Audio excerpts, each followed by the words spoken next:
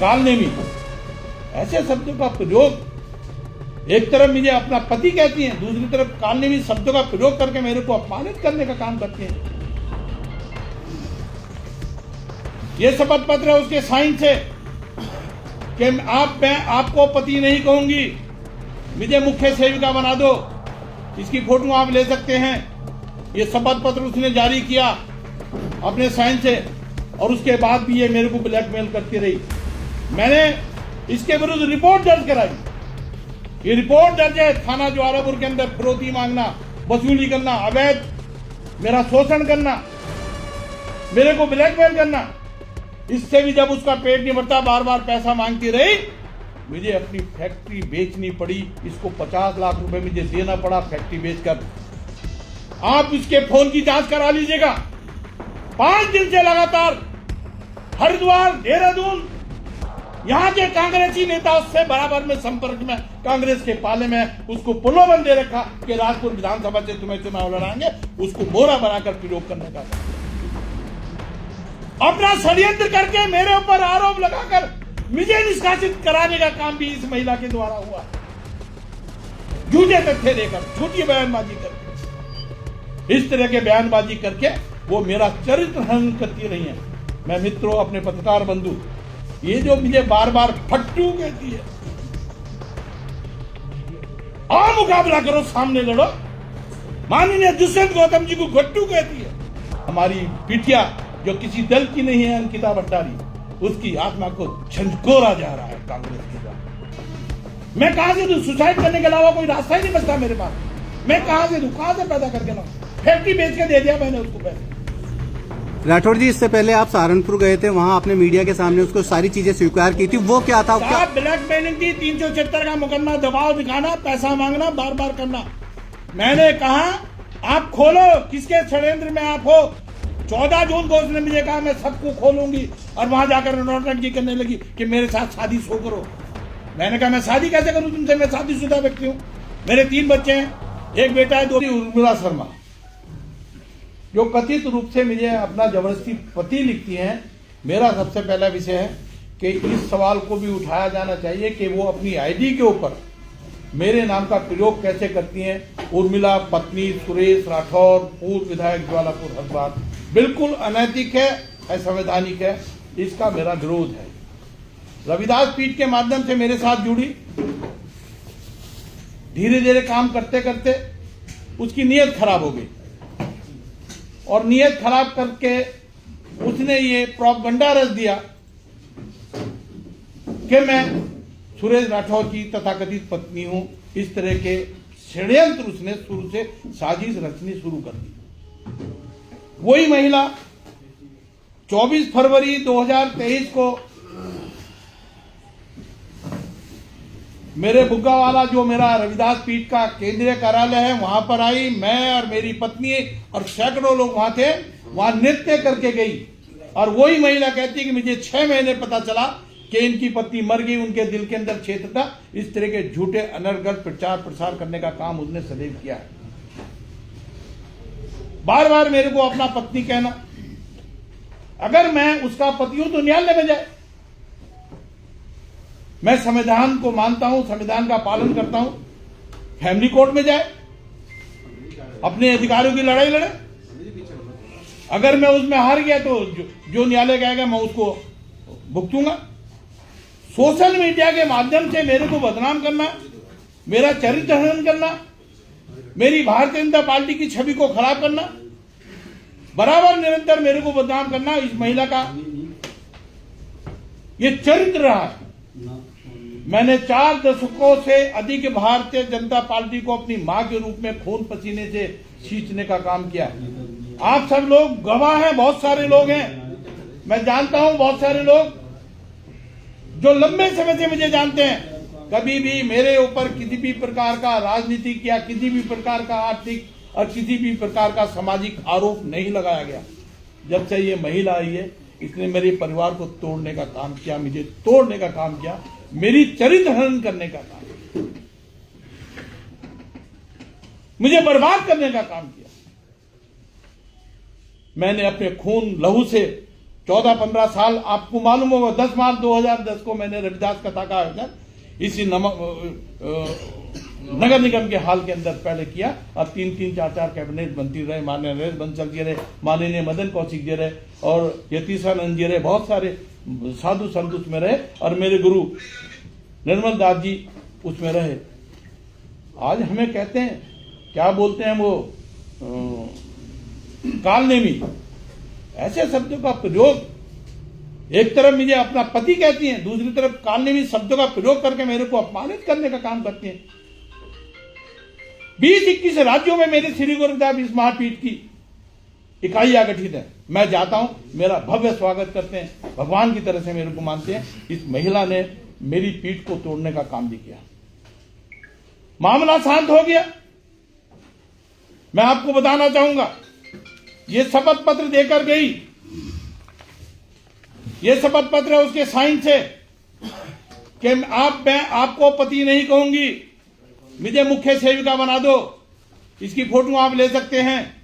ये शपथ पत्र उसने जारी किया अपने साइन से और उसके बाद भी ये मेरे को ब्लैकमेल करती रही।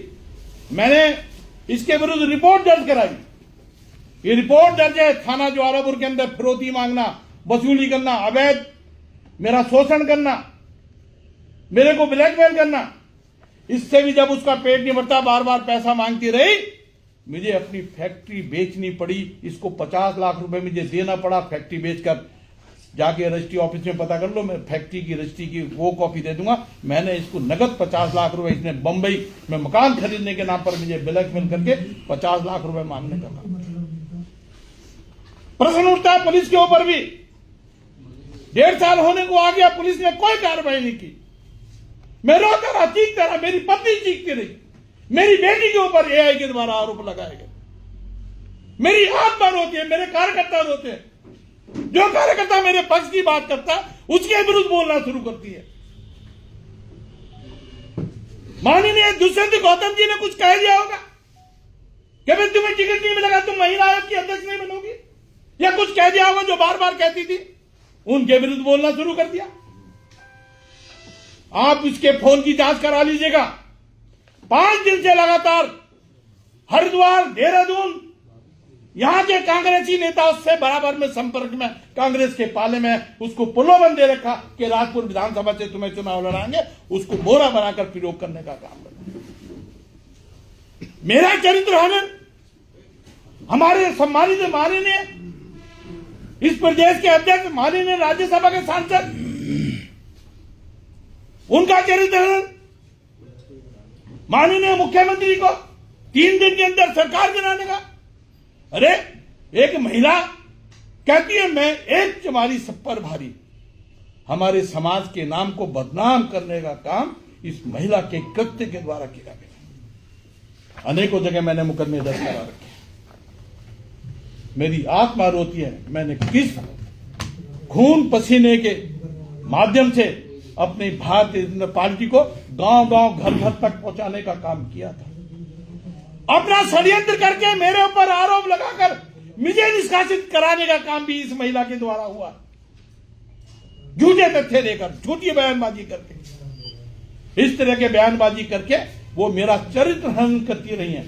मैं मित्रों, अपने पत्रकार बंधु, ये जो मुझे बार बार फट्टू कहती है, आओ मुकाबला करो, सामने लड़ो। छुप छुप के प्रेस वार्ता, मीडिया, अराजकता, सनसनी, एक कांग्रेस के द्वारा फैब्रिकेटेड वीडियो में, ऑडियो के द्वारा, माननीय महेंद्र भट्ट जी को, कभी यतीशानंद जी को, कभी माननीय धामी जी को चैलेंज करती है, माननीय दुष्यंत गौतम जी को गट्टू कहती है, कभी सुनानी जी ने गट्टू ना, बेबुनियादी आरोप लगाने का काम करती है। मैं प्रेस के माध्यम से कहना चाहूंगा, इसकी जांच कराई जानी चाहिए। कांग्रेस के द्वारा इसको टूल के रूप में इस्तेमाल किया जा रहा। क्या आवश्यकता थी? किसके द्वारा वीडियो वायरल हुआ? वो कौन सा कांग्रेसी नेता था? उसके द्वारा क्यों वीडियो जारी हुआ? फिर उसने क्यों सामान हटाया? एक ही दिन के अंदर क्यों दिल्ली के अंदर प्रेस की गई? फैब्रिकेटेड ऑडियो के माध्यम से। अगले दिन देहरादून के अंदर क्यों प्रेस जारी की गई?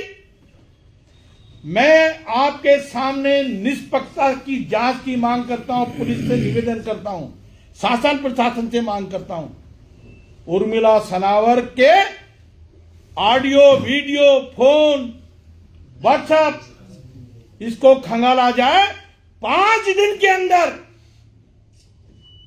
अगर इसकी सारी वार्ताएं कांग्रेस के नेताओं से नहीं निकली, मैं हमेशा के लिए अपने जीवन से, राजनीति से संन्यास ले लूंगा। ये कांग्रेस के टूल के रूप में प्रयोग किया जा रहा, हमारी बिटिया जो किसी दल की नहीं है, अंकिता भंडारी, उसकी आत्मा को झंझोरा जा रहा है कांग्रेस के द्वारा,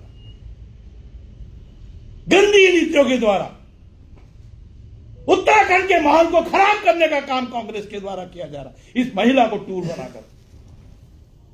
कभी मेरे ऊपर आरोप लगाती है, कभी मेरे बेटे के ऊपर आरोप लगाती है, कभी मेरी बिटिया के आरोप लगाती है, मेरी 1 साल नातिन के ऊपर उसके रेट लिख के भेजती है। कोई अंकुश नहीं है।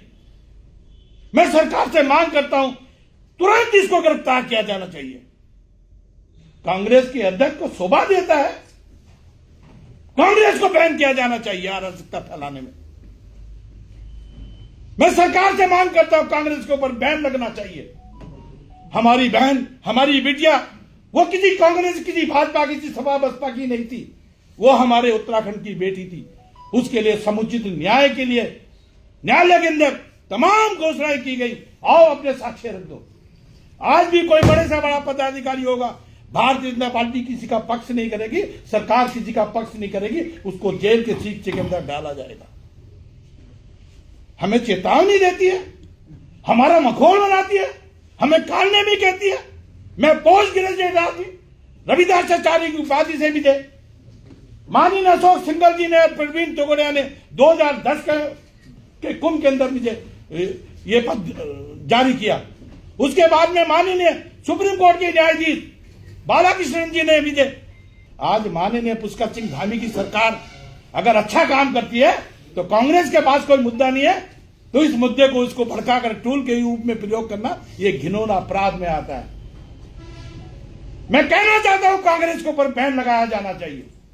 फैब्रिकेटेड ऑडियो, वीडियो के द्वारा वो बदनाम करने का काम करती हैं, जल्दी से जल्दी गिरफ्तार करके इसका खुलासा किया जाना चाहिए।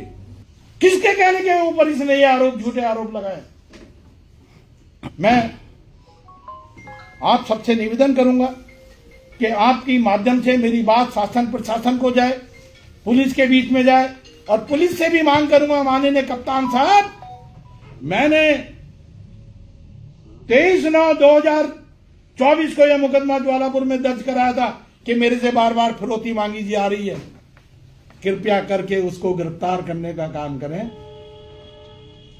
बहुत ढील हो गई। उसके साक्ष्य भी मैंने दे दिए, स्टेटमेंट भी मैंने दे दी। 50 लाख रुपए उसने मेरे से लिया, फैक्ट्री बेचकर मुझे देना पड़ा। वो भी स्टेट बैंक, कैनरा बैंक से मैं निकाल के दे दूंगा। सारी जांच पुलिस के पास है।